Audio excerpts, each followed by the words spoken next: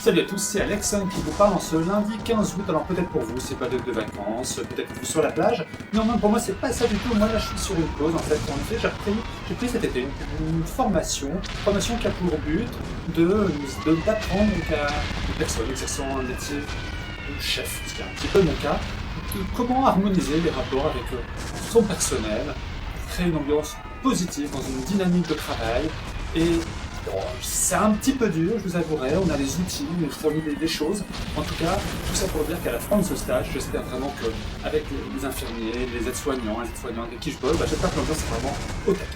Tout ça quand même pour vous dire que j'ai quand même le temps pendant cette petite pause de vous parler d'une bande dessinée.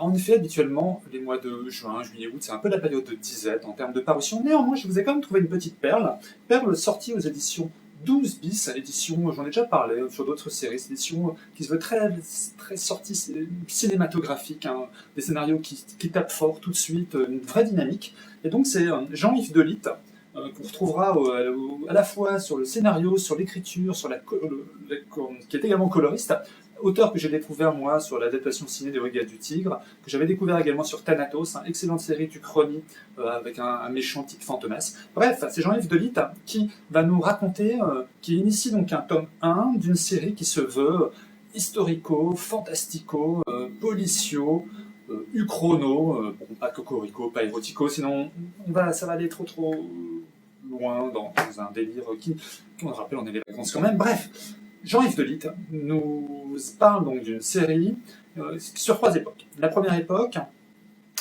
un sous-marin allemand, on est en 1945, un équipage qui transporte un colis un petit peu particulier et au fur et à mesure de la traversée, des meurtres ultra sanglants. On ne sait pas, impossible dans cette atmosphère confinée, très claustrophobique, vous en doutez bien, d'expliquer comment des personnes de l'équipage vont se retrouver démembrées. On se doute bien que c'est un petit peu compliqué si à partir du moment où on n'a pas de lâche. Quoi qu'il en soit, ça fout les boules déjà sur cette première partie 1945. Une deuxième partie, 1950, où comment des géomètres anglais vont retrouver perdu au fin fond de l'Amazonie un sous-marin, et ça tombe bien, c'est bien le sous-marin 1945, avec à son bord quelque chose de très surprenant que je vous invite bien évidemment à découvrir. Ça fait également peur, en Amazonie, ça fait très peur.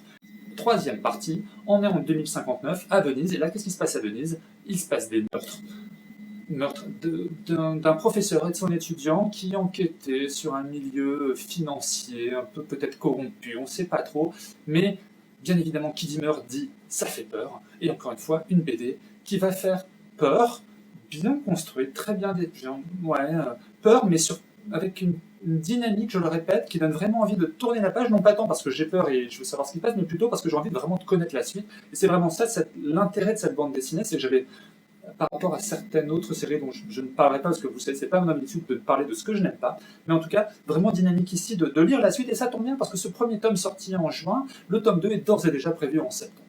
Foncez acheter U-Boot avec un tome 1 qui s'appelle le Docteur Mengele. Alors, petite parenthèse, bien évidemment, Mengele, vous le connaissez, hein, c'est cet inventeur non pas de l'homéopathie mais de pratiques inhumaines à Auschwitz. Alors, on n'en sait pas beaucoup sur les travaux de ce Mengele au sein de la bande dessinée. En tout cas, voilà, ça m'a fait penser un peu à Indiana Jones quand même au niveau ambiance, un peu à, si vous avez vu la bande-annonce de Captain America, et je n'en doute pas, c'est un peu cette dynamique-là qu'on retrouve vraiment au sein de cette bande dessinée. Voilà, bon, je vais arrêter là, je vais aller retourner bosser, hein, j'ai des trucs à faire avec mon flingue là. Je vous dis à très bientôt et j'espère que vous, petite pastille, j'essaierai d'en faire d'autres bien évidemment.